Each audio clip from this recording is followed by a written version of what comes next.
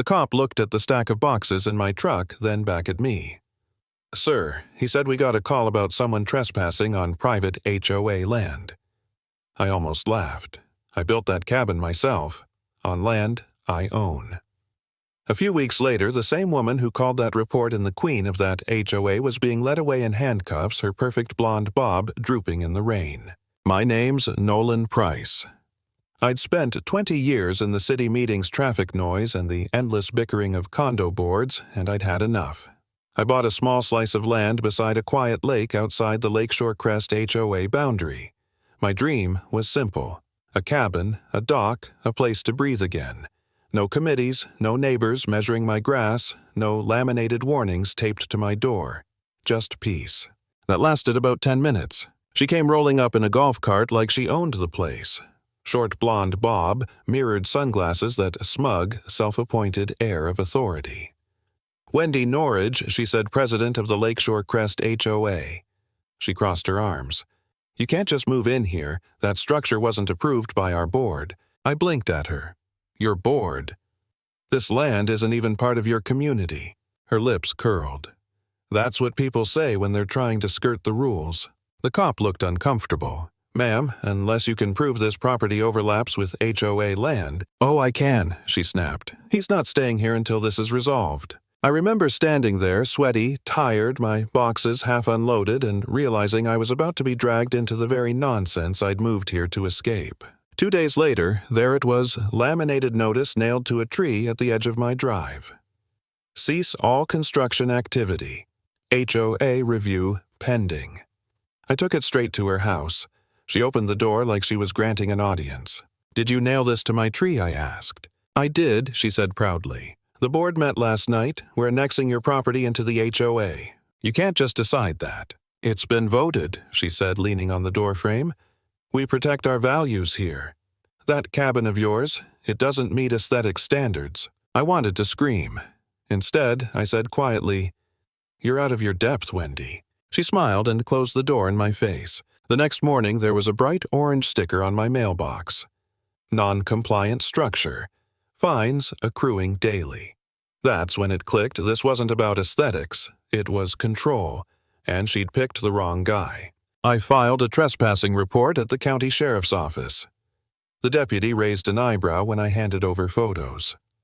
"You're saying the HOA nailed this to your tree?" 10 feet inside my property line, I said. He typed her name. "Wendy Norridge. You're not the first complaint." He gave a half smile. "But most people back down. Not me." I went home and set up trail cameras along the tree line.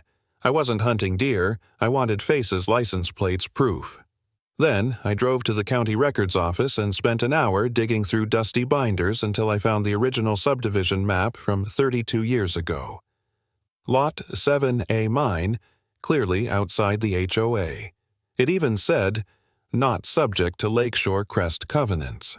I made copies, highlighted every word, and waited. Didn't take long. 2 days later, I came home to find 3 strangers standing on my dock with clipboards. "Routine shoreline inspection," one said. I didn't answer. I just walked up, pulled out the map, and said, "You're trespassing. You've got 60 seconds to leave, or I call the sheriff." "You think you can bully the board with paperwork?" one of them sneered. "This isn't paperwork," I said. "It's county law." They left. That night, I sent a cease and desist letter to the HOA office and copied the county zoning department.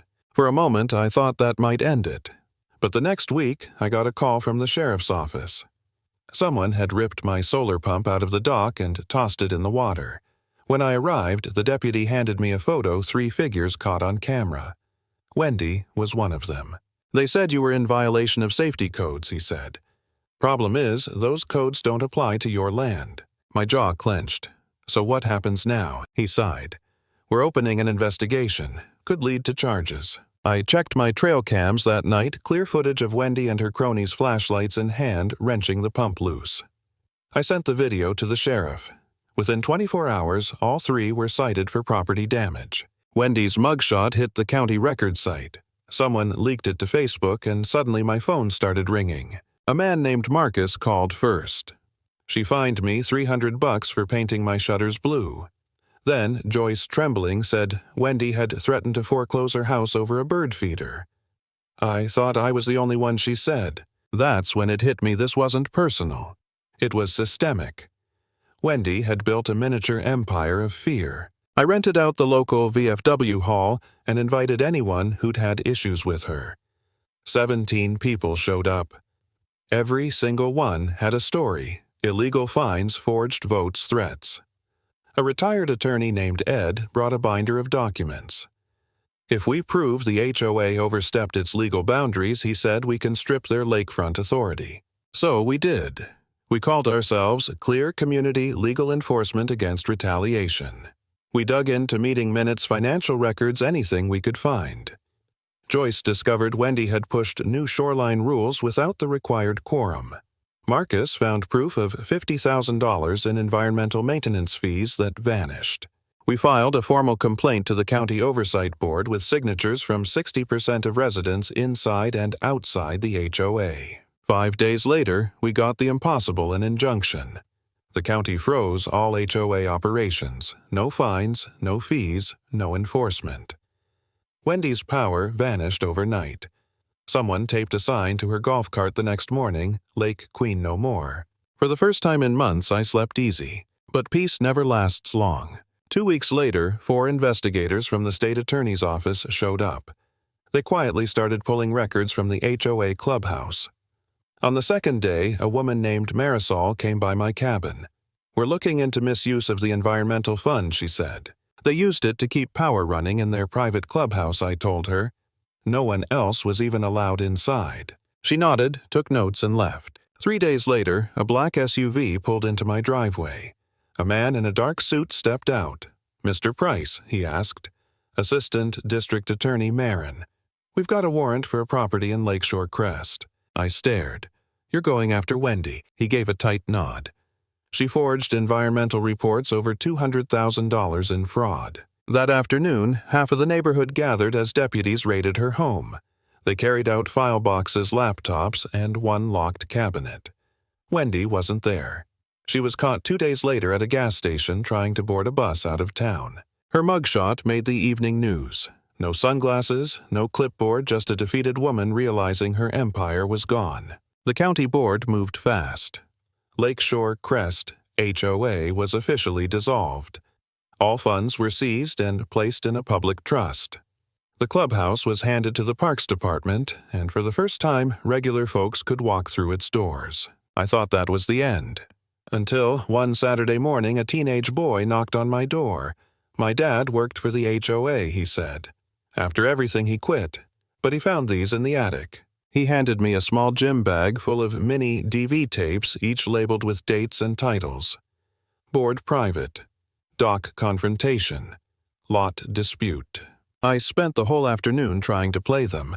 When I finally did, my stomach dropped. The first tape showed Wendy in a closed meeting with 2 board members. They were talking about reassigning property boundaries, moving lines to shift maintenance costs onto non-board homeowners. The second tape showed 2 men in hooded sweatshirts pulling up survey markers at night. One wore a jacket with the HOA logo. I didn't watch the rest. I called Deputy Langston immediately. Within 2 days, a grand jury was convened. 2 former board members were charged with falsifying public records and property fraud. Wendy's name was added to the list. The county resurveyed every lot along the lake. The results were sickening. Several homeowners had been tricked into paying for land they didn't even own. Others had lost pieces of shoreline through falsified plats. One of them was Joyce, the woman with the bird feeder. The survey proved her fence had always been right. The court froze Wendy's assets and placed liens on the homes of her co-conspirators. Then came the final blow. The judge declared the HOA's nonprofit charter null and void.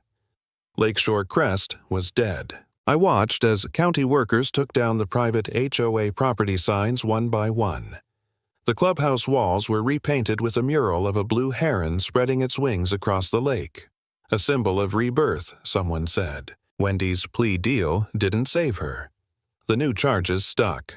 18 months in the county detention, 5 years of supervised release, and a permanent ban from any housing authority position in the state. The morning her sentence was announced, someone placed a folding chair at the end of the old dock with a laminated copy of the dissolution order taped to the backrest. No one claimed credit. No one needed to. I sat on my dock that night listening to the frogs and the faint laughter drifting from across the lake. No more patrol carts, no more laminated threats. Just the sound of the water against the posts. Wendy thought she could own a lake, but she forgot one thing. Some of us still remember what freedom feels like.